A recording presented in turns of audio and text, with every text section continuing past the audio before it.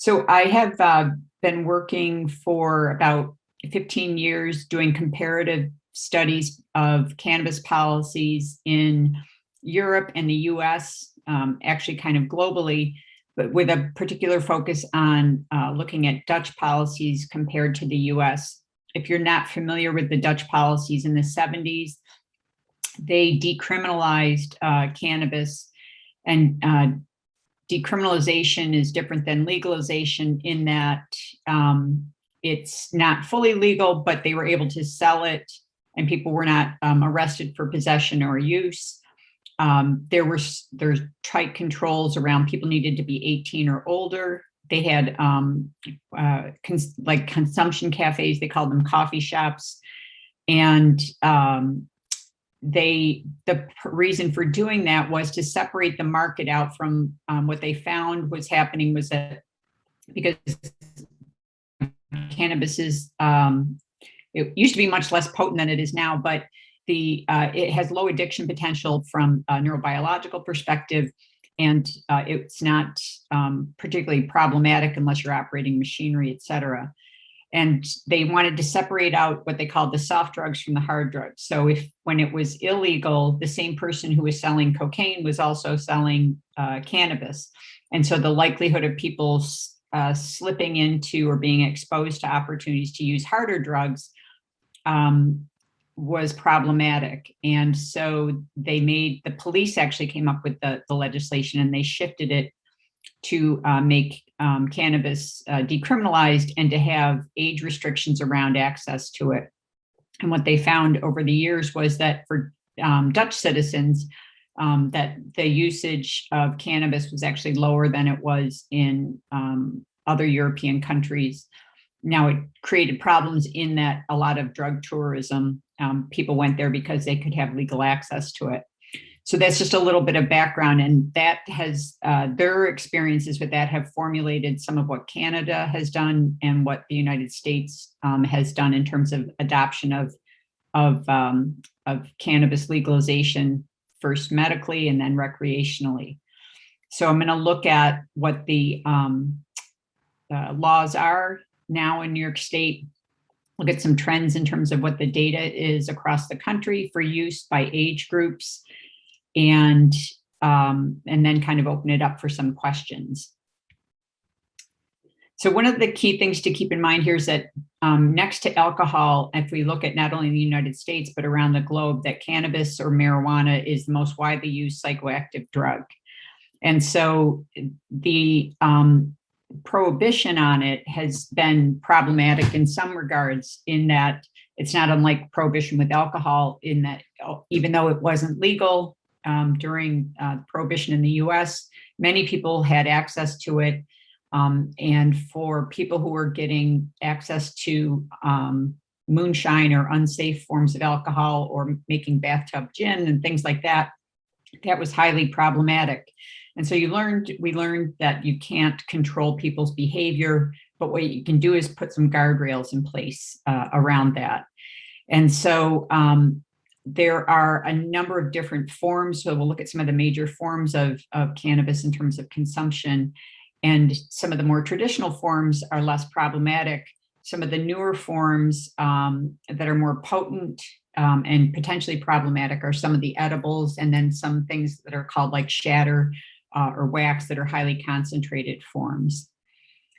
So with all these things in mind and taking this together, then a regulated, well-controlled and tested market or forms of the herbal cannabis or tinctures is the safest and most predictable way for, if people are going to choose to use it, to ensure that their use is low risk.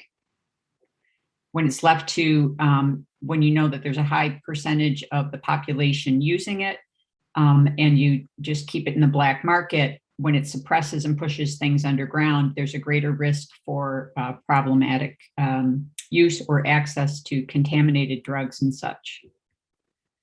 So this here shows some of the major, or the most common forms of cannabis. The one plant here, we're looking at the live plant. It's not a particularly great picture there, but this is the dried buds here in the middle. So this would be usually ground up and then smoked. There's also oil-based capsules that for like, or when I say cartridges for vaping it, similar to what we see in terms of people vaping nicotine. Then there's a cannabis resin or hash that looks a little bit like a putty, and people have small amounts of that.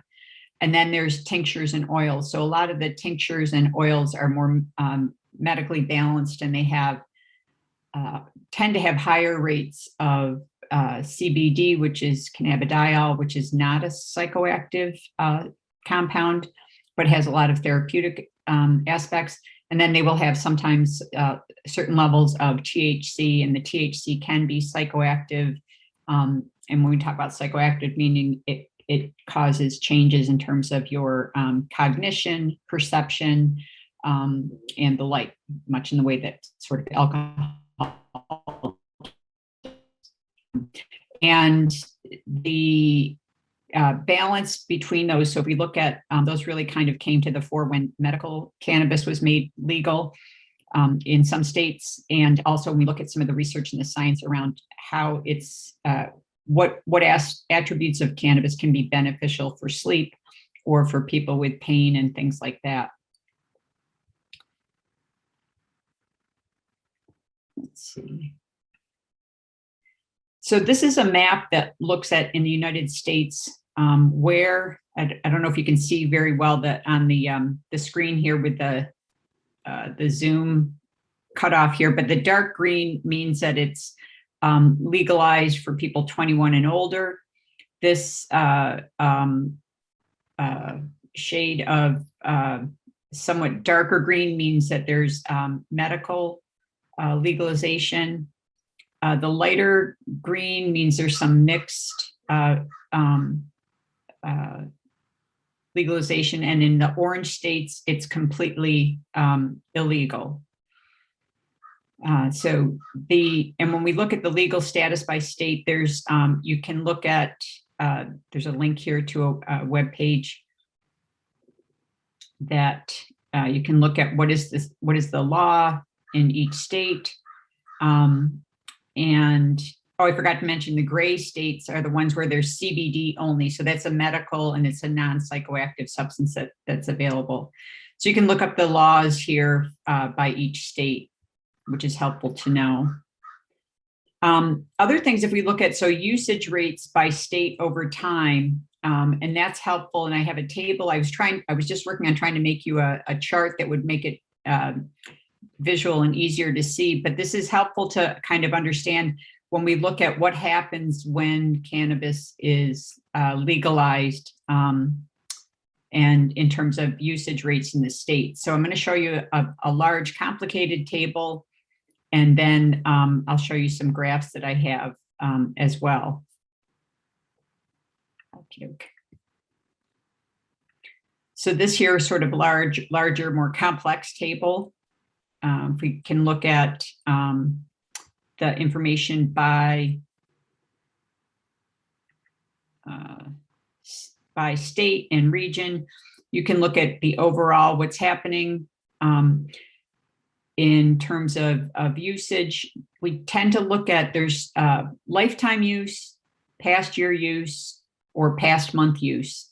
Past month is more current and regular usage. Past year use is a pretty good indication in terms of if you're looking at people who might use it periodically, but not necessarily on a regular basis. Lifetime use is often less helpful because people may have tried something when they were 18, didn't enjoy it, or just haven't used it again. And so it's not necessarily a big indicator. So past year use is kind of a good general indicator. And so when you look at by age group, and we look at, as you can see here, through all of the various states, and then you can look at smaller subgroups. And so I broke it down into a table that I think was more helpful for folks, although not beautifully formatted. But if we look here at this goes, the first two columns look at changes between 2008 and 9, and then 2017 and 18 for people age 12 to 17, and the latter two columns look at that same time period, and you look at it for people age 18 and over. And what's helpful in this, why it's not broken out by 21, I think at some point in the future it may be, but we tend to look at this as the age of adulthood as opposed to the legal status of cannabis.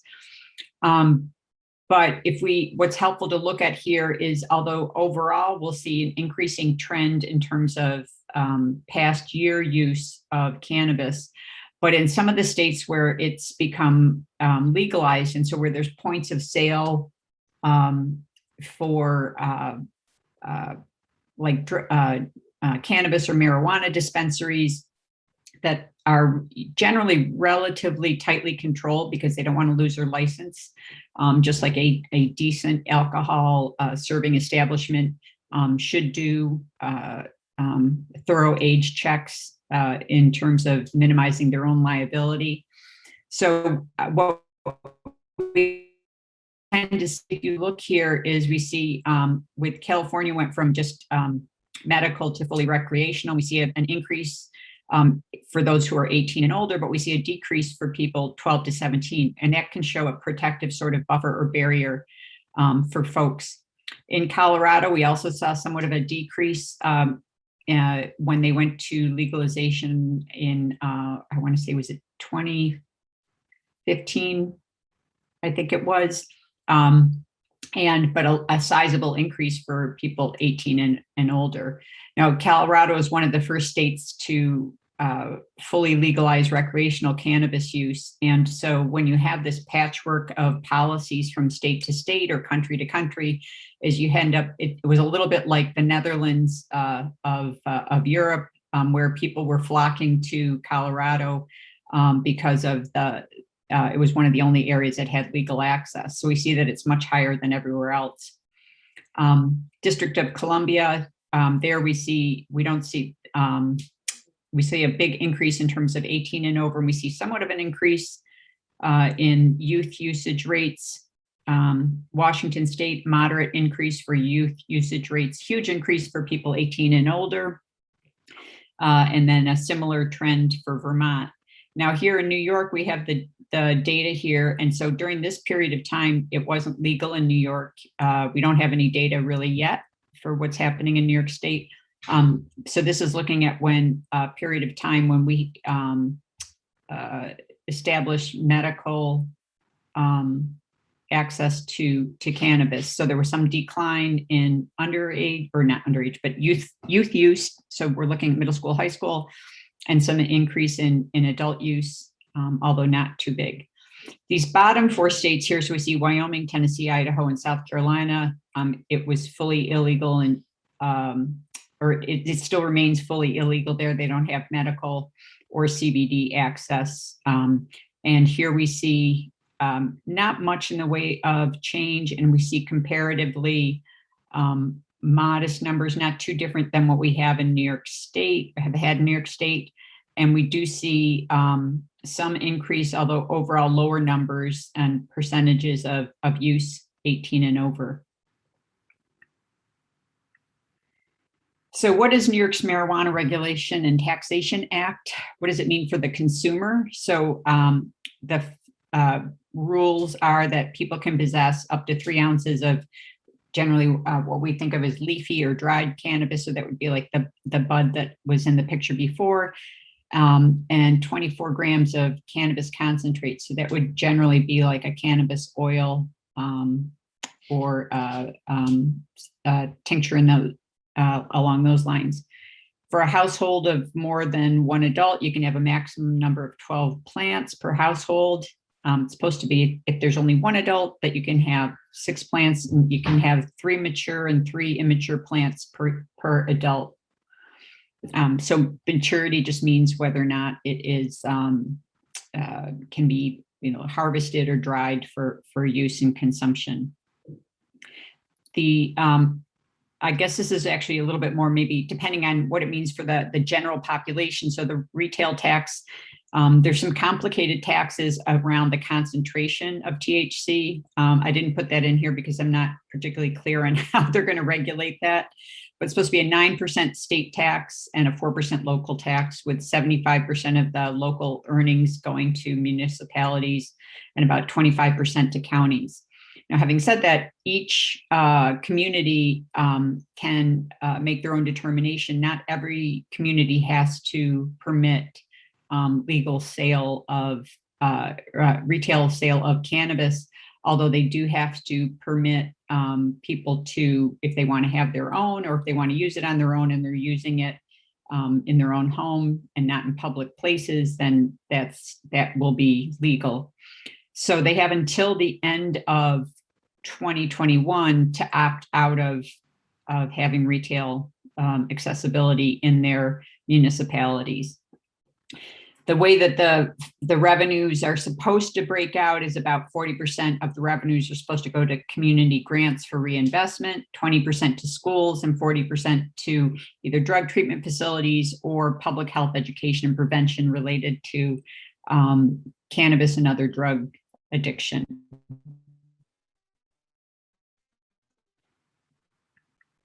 What it means from a seller's perspective is the one aspect, and then also looking at people who've experienced consequences for, past consequences for illegal use or possession. So people who have legalized contact or were charged with crimes or have a record or serve jail time or anything related to something that now is considered legal under the new state law. So in terms of possession of fewer than 3 ounces, et cetera, that their records would be automatically expunged. It's all regulated by, there's a new control board, New York State Cannabis Control Board and Office of Cannabis Management. There's going to be retail sales, point of sales where it's permitted. So it would be someplace you could go in and purchase cannabis that's supposed to be tested, regulated, quality controlled. Consumption cafes. So there was an article recently in local news about the plans to open a cannabis cafe in Armory Square area. Interestingly, it's the same as the policies in the Netherlands. You cannot consume alcohol in these locations. You can only consume cannabis and food. And so one of the things I found in all of my work around the world or whatever is that even in what they have drug consumption centers for people who are using much harder drugs, like they have medical drug consumption centers, they will not allow people in who are intoxicated on alcohol, because people tend to be the most disruptive in that context. And there will also be home delivery, which will be supposed to be licensed and regulated, so that it already occurred for even when it was not legal. People had individuals that they would text or whatever and have home delivery, particularly in some of the larger metropolitan areas and things like that. There was a longstanding sort of television show about that happening in New York City, and this is well before it was legal. So now that will be legal. The other thing, one of the things that took New York State a long time to get to where they are in terms of very clearly thinking out what the regulatory process would be, was that they wanted to ensure that it was not just a lot in some of the states where it's been legalized. There's been a few sort of corporate type ventures that have monopolized the sale, and they wanted to stay away from that so that it didn't become something similar to what we've seen with tobacco giants, and also to ensure that communities who were the hardest hit in terms of the negative consequences of the illegal status of cannabis, which were communities of color in particular, that they had an equal opportunity at the table for business development. So people who were selling it before and selling it when it was illegal would not necessarily be prohibited from doing so again. And that they were trying to make a balance in terms of minority and women-owned businesses, to have equal seating at the table, and to have maybe some more advantage, because they might likely be shut out, as they often are in business ventures. Giving access to disabled veterans, because there's been some very interesting research on the beneficial use of cannabis for veterans with post-traumatic stress disorder, and also for pain management, so chronic pain management, as an alternative to opioids and some of the medications that can be very addictive, and also very disorienting. And then also for financially distressed farmers. So this is an option, an opportunity for move toward some new diversification for growth. So I have a short video here. I'll come back to this after. I'm going to see what the questions are, but this looks at the burden on the New York State legal system. So one of the things to keep in mind here when we look at cannabis and the debate around whether or not it should be legal or prohibited is to understand, again, that with a large number of people who are already using it, recognizing that we cannot control people's behavior, we might work to better motivate people to find alternative ways to either relax or reduce stress, but we can't control their behavior. And that there's a huge burden on the New York's tax system or legal system, particularly in urban areas, around nonviolent small crimes associated with cannabis use. And that we have to recognize and be thoughtful in our process of how we look at drug policies, in that it isn't a one size fits all across the board. What we need for tobacco, what we need for cannabis, what we need for alcohol, and what we need for opioids can be very different. This looks at, there's lots of numbers here. So just basically the key thing you're trying to look at is over time. So going from 2002 to 2019, looking at trends in marijuana and cannabis use by age group.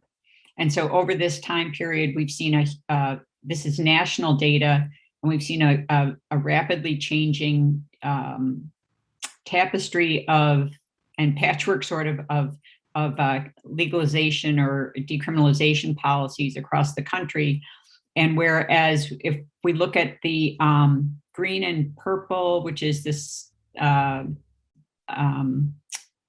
me see here if I can tell which lines here. I've got them all marked out a little bit differently. So if we look at the 18 to 25-year-olds, they are the top numbers here, and that's where we've seen we see continuously sort of the highest usage rates, but it goes between 54 and 52, and so currently in 2019 it was slightly lower.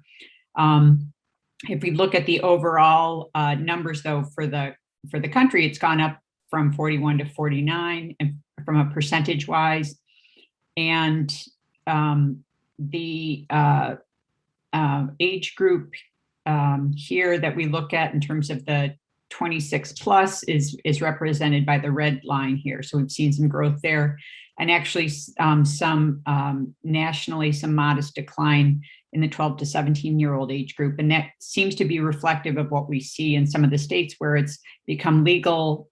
There's less street sale, more controlled sale, and so a little bit less what we might call spillover into the illegal market, and that keeps it out of the hands of some of the younger people in that regard.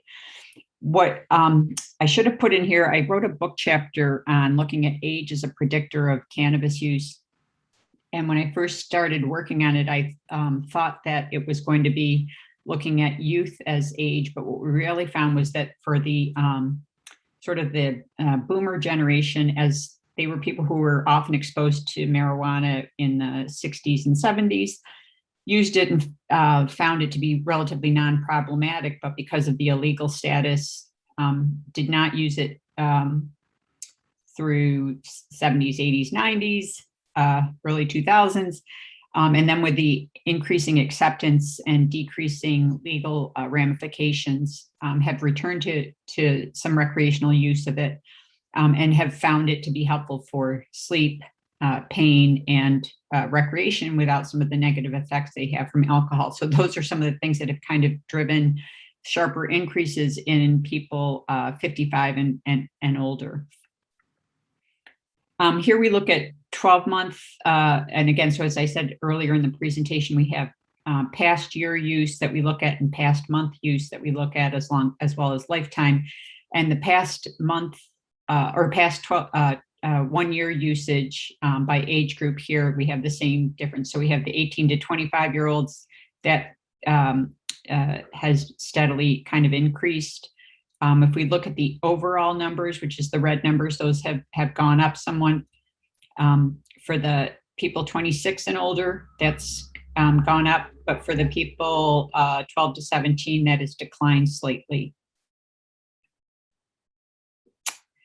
The last indicator, so now if we put everybody together and we look at everybody 12 years age and older, and we look at lifetime use, and again, lifetime use may be, have you ever tried cannabis or whatever, we see that there is a somewhat notable increase from 40 to almost 48%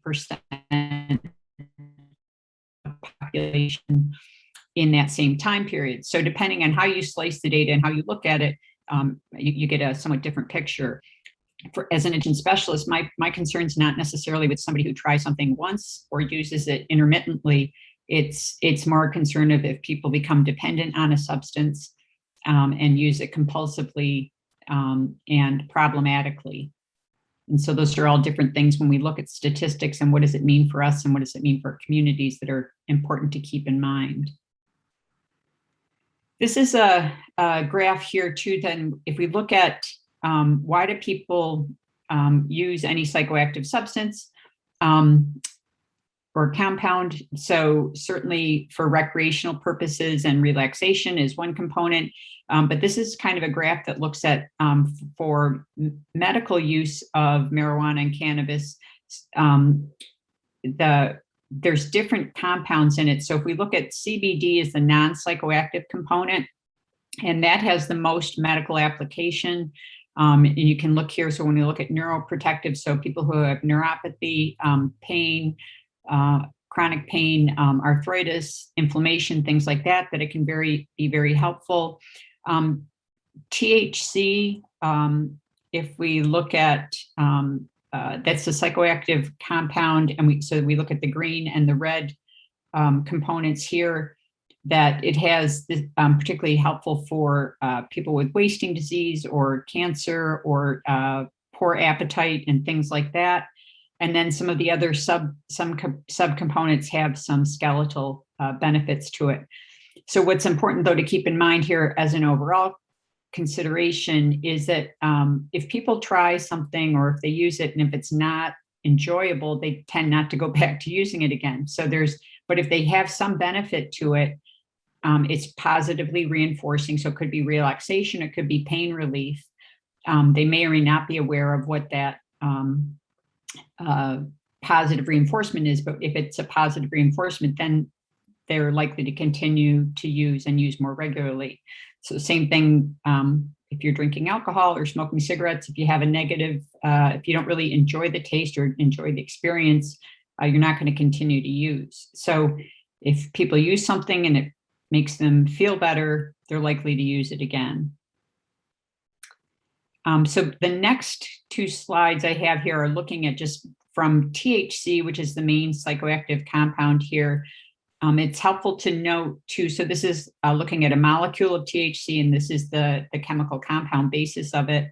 And what it does, if you look at here, that it kind of looks like a bunch of grapes, but it's very similar in shape and structure to a naturally occurring, what we have called endocannabinoids in our own body.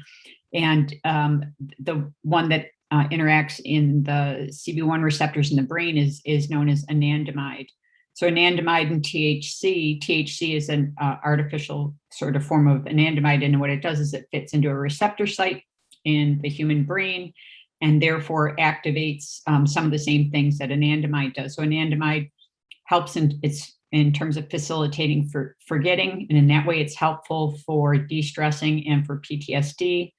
And then it also activates the endocannabinoid system, which is similar to what happens in terms of pain reduction for with sustained physical activity. So sometimes we talk about the runner's high and things like that. Not particularly disorienting, but gives you an idea of how that works.